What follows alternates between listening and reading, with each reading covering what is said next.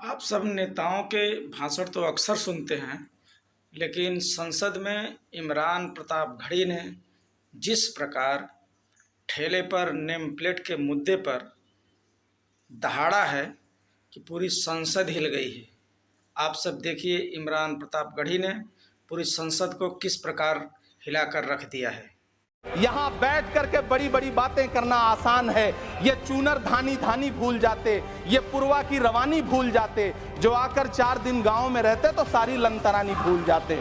Electoral bond खरीदने वालों के नाम छुपाने वाली सरकार इन दिनों आम के ठेला लगाने वालों के नाम जानना चाहती है। आखिर महाराष्ट्र से किस बात का बदला लिया जा रहा है? प्रधानमंत्री जी तो महाराष्ट्र से बदला लेने पर उतर आए। याद रखिएगा, जो किसान का नहीं वो हिंदुस्तान का नहीं। यहाँ बैठ करके बड़ी बड़ी बातें करना आसान है। ये चूनर धानी धानी भूल जाते, ये पुरवा की रवानी भूल जाते, जो आकर 4 दिन गांव में रहते तो सारी लंतरानी भूल जाते।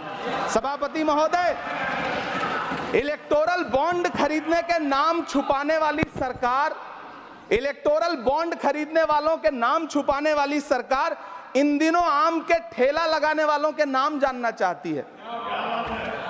मुझे तो होटलों, ढाबों या आम के ठेलों पर नेम प्लेट लगवाने वालों से पूछना है कि कभी खून की बोतल पर देखा है किसी का नाम लिखा हुआ? मुझे पूछना है कि क्या कोरोना के दौरान अपनी उखड़ती हुई सांसों के लिए ऑक्सीजन तलाशने वाले किसी इंसान ने ऑक्सीजन लाने वाले किसी इंसान से पूछा था कि ऑक्सीजन लाने वाला इंसान हिंदू है या मुसलमान है? मुझे पूछना है कि लावारिश लाशों के लिए कोरोना में कांधा देने वाले, चिताओं के लिए लकड़ियां सजाने वाले किसी इंसान से पूछा गया था उसका नाम, उसका मजहब? लेकिन इन दिनों पूछा जा रहा है। सभापति महोदय, अफसोस देश के प्रधानमंत्री जी ने कभी न टूटने वाली चुप्पी ओढ़ ली है। सभापति महोदय, जनता ने 63 सीटें कम क्या कर दी? ये सरकार तो अमृतकाल का नाम लेना ही भूल गई। ये भूल गई है अमृतकाल को, ये भूल गई है मनरेगा को, ये भूल गई है मौलाना आजाद नेशनल फेलोशिप को, ये भूल गई है मणिपुर को, ये भूल गई है महाराष्ट्र को। मुझे गर्व है कि मैं राज्यसभा में महाराष्ट्र का प्रतिनिधित्व करता हूं।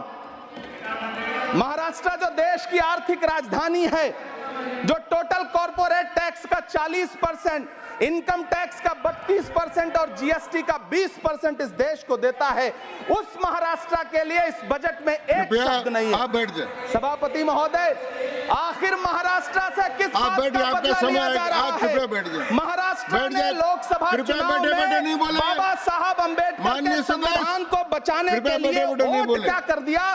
प्रधानमंत्री जी तो महाराष्ट्र से बदला लेने पर उतर आए।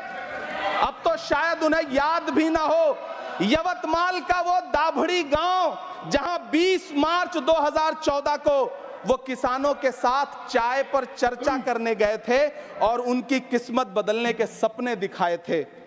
उसी यवतमाल में पिछले 6 महीने में 132 किसानों ने आत्महत्या की है। सभापति महोदय, महाराष्ट्र में हर महीने 209 किसान आत्महत्या कर रहे हैं।